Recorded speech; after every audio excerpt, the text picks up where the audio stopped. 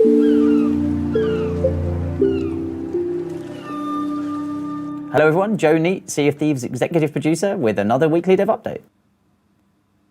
So first off, I wanted to just start with addressing some of the feedback and questions around the monthly update, around what we brought in as part of the Black Powder stashes, and kind of what is temporary, like what's time limited, and also what is kind of permanent and there to stay. So I thought I'd start with just a bit of a kind of overview and a reminder of what the monthly updates are for and the voyages we're trying to bring in. So every month we want to refresh the world of adventure with like new voyages, new things to kind of go and earn, and really try and create kind of interesting social dynamics between players, and really kind of have this ebb and flow of behaviors and things to go and do, and driving people kind of to do different things and to interact in different ways.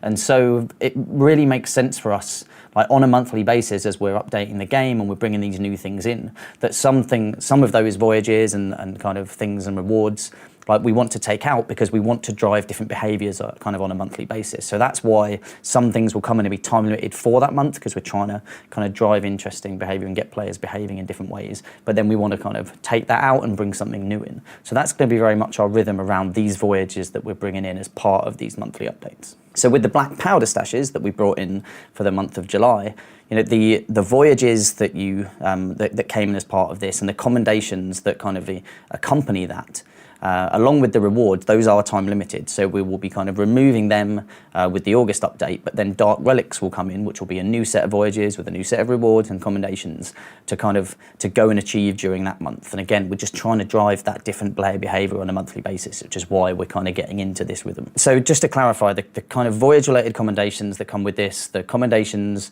related to collecting the mermaid gems and cashing in kegs with different companies are also time limited, as obviously the rewards, so the sails and the figurehead and the flag that you can get during this time.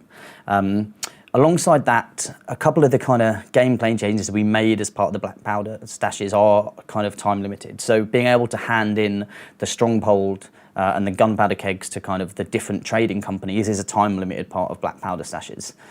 But being able to kind of find mermaid gems in more varied places, and also being able to kill megalodons or kind of krakens and have a chance of finding them will remain, but it will be kind of dialed down beyond this month. So there's still that new way to kind of collect mermaid gems, but it won't be as prevalent as it has been during the Black Powder stashes month. Broadly, like really good feedback, really good kind of questions around this, and we definitely haven't done the best job of messaging exactly what would be time limited and why, and what isn't. And so we've taken that feedback on board. We're folding it into our future plans for both in-game and out of game, of trying to be a lot clearer about what are the things that are coming in that are part of this month and what are kind of permanent changes and additions to the game. So really wanted to make it clearer in-game itself, but also in our messaging externally.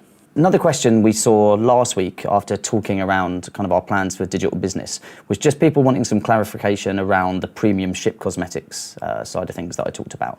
So just for clarity, the premium ship cosmetics that we're bringing in are very much around kind of much loved IPs. Like we've talked about, we've seen Banjo stuff in the past, we've seen Perfect Dark things that we brought into the game. We definitely want to kind of explore this avenue further and bring cool things in that players can kind of optionally purchase. But that doesn't mean we're going to stop bringing in kind of ship cosmetics just as part of the game itself and as part of things that people can go and earn as part of their normal play. Like that kind of stuff continues as it is. That's kind of unaffected. We very much really love the fact that the cosmetics that you earn as part of your progression, as part of your stories, you can still kind of go out in the world and earn those and display them, so that it kind of shows your history and the things you've been up to in Sea of Thieves. But then we'll have this very unique set of cosmetics that really play into get kind of these cool heritage kind of IPs that we're part of the premium ship stuff. So very different, very distinct. But yeah, just wanted to clarify that question. So another thing that happened last week was Twitch Rivals itself, and super cool to kind of see this play out on Tuesday and Wednesday of last week, and as part of our continued growth and expansion of the arena, and also of just kind of testing things out. It was really cool to take what we'd learned at E3 and at Guardian Con and apply it to this, our kind of third competitive event.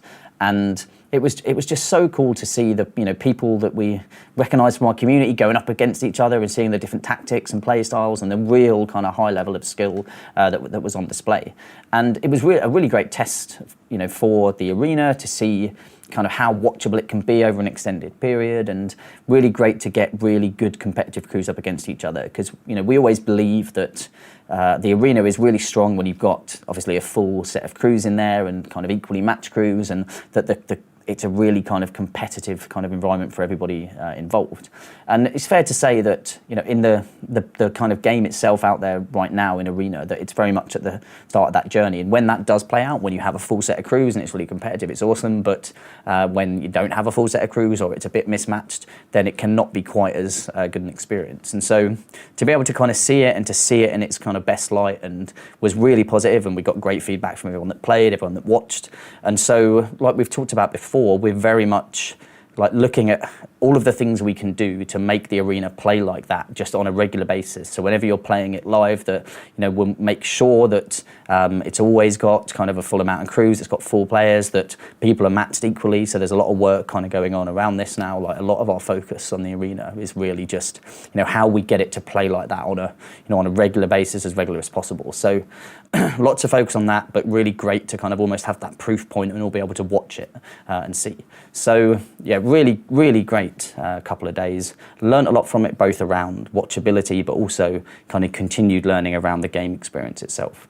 So lots of that fed back into our planning kind of as we move forward, both in terms of future competitive events like this, but also just the core experience out there, so that we can get it playing as regularly, as reliably, and kind of just as great as it showed up as part of Twitch Rivals. Congratulations to every team that took part, and thanks so much for taking part in our first Twitch Rivals event. It was amazing. But special congratulations to the teams that won their respective groups. So obviously Team Shumba that won twice, Pace's team and Locklear's team, who really again showed a high level of skill, and also some of the teams that didn't quite win but came second or third. Like there was some real great teams out there, and it was really great to see just this high level of competition going up against each other. It was just a really exciting thing. I watched both days fully. It was like really awesome to see. So yeah, thanks so much for Twitch for partnering with us too. It was a really great experience partnering with them, and definitely as we look to the future of Arena, I doubt this will be the last event like that we hold. So that's it from me this week. Next week I'll be back and talking a little bit more about what we can expect from Dark Relics,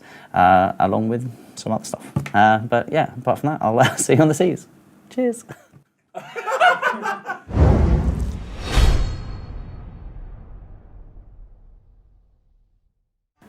I'll be honest, I'm out of energy today, so like, subscribe, ship the bell, the deal. All right, we're done.